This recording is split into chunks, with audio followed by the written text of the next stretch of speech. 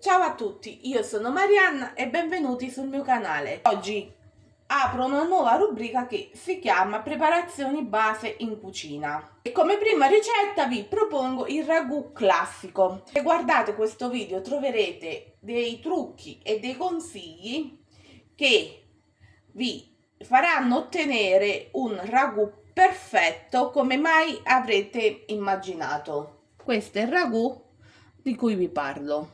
Come sempre, gli ingredienti sono giù in info box. Vi auguro buona visione. Per questa ricetta l'importante è munirsi di una pentola antiaderente oppure di una pentola come questa dal fondo spesso, in quanto sarà una cottura molto lenta ma soprattutto sarà prolungata. Durante la ricetta vi darò altri consigli oppure delle alternative. Pentola verso l'olio, carota e la cipolla. A questo punto vi do il primo consiglio: si può procedere con un trito classico, quindi cipolla, carote e il sedano. Ho trasferito sul piano cottura, accendo la fiamma bassa e faccio soffriggere il tutto per circa 3-4 minuti, girando molto spesso. In questo modo le verdure rosolano ma non bruciano. Così si presenta il trito quando soffrigge da un paio di minuti. A questo punto unisco la carne macinata, alzo la fiamma e sgrano la carne.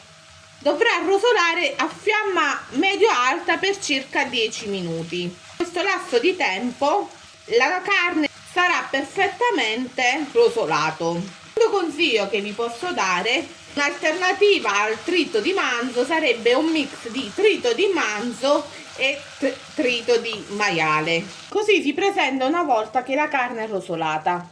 Sempre con la fiamma medio-alta verso il mio vino bianco e faccio evaporare, ossia non bisogna più sentire l'odore dell'alcol. Terzo consiglio che vi do: si può sostituire il vino bianco con del vino rosso secco. Dopo che l'alcol è evaporato aggiungo la salsa di pomodoro, concentrato di pomodoro, e inizio a dare una mescolata.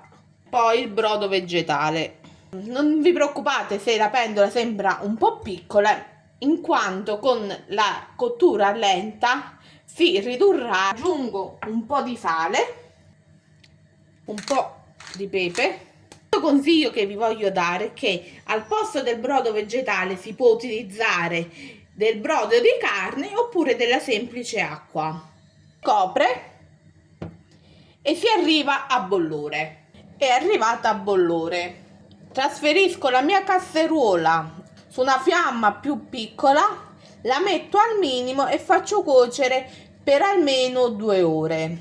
Mi raccomando, sempre coperto, così si presenta il ragù dopo circa 30 minuti di cottura. Mi sono dimenticata di dirvi, ogni tanto andate a mescolare il tutto per evitare che il ragù esca. Vi faccio vedere praticamente come faccio cottura al ragù con il coperchio. Mestolo, poggia il coperchio. Il ragù cuoce per i fatti suoi, intanto gli do una mescolata, ma soprattutto non schizza nulla da nessuna parte. Questo è il risultato del ragù dopo un'ora di cottura. Deve cuocere per almeno un'altra ora. Il ragù si presenta così dopo 2 ore di cottura. L'ultimo consiglio che vi posso dare: se il ragù vi piace più corposo e denso, si può continuare la cottura per un massimo di 30-40 minuti. Infine si aggiusta di sale, pepe e si mescola il tutto. Il ragù è pronto. Può utilizzare per condire della pasta fresca o della pasta secca, oppure se non lo utilizzate subito vi do dei consigli per conservarlo. Una volta preparato si può conservare in un barattolo di vetro chiuso ermeticamente per qualche giorno in frigo. Se si cuoce la pasta si riscalda il ragù. Oppure si possono preparare delle monoporzioni di ragù da congelare e al momento che ci serve prendiamo dal congelatore. Grazie per aver guardato fino a qui. Al prossimo video, buon appetito e ciao!